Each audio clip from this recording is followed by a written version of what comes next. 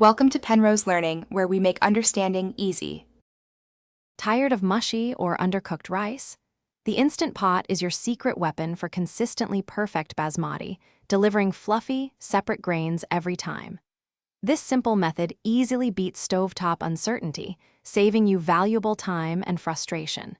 Prepare to impress yourself with perfectly cooked rice that genuinely enhances any meal.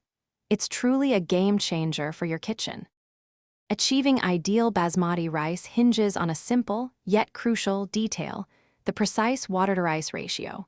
For the best results, use a 1-to-1 ratio, meaning 1 cup of basmati rice needs exactly 1 cup of water. Remember to rinse your rice meticulously before adding it to the pot. This vital step removes excess starch, which prevents clumping and ensures fluffy, separate grains.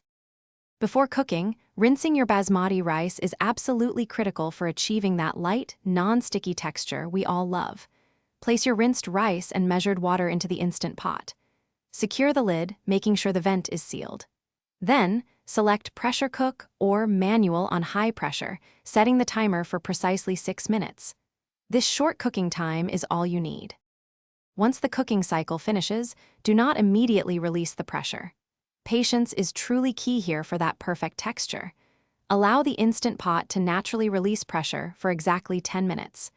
After 10 minutes, you can carefully turn the valve to vent for any remaining quick release.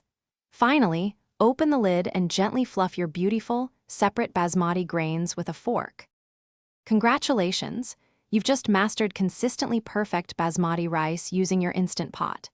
This simple, foolproof method yields fluffy, aromatic grains that are the ideal accompaniment for rich curries, vibrant stir-fries, or any of your favorite dishes.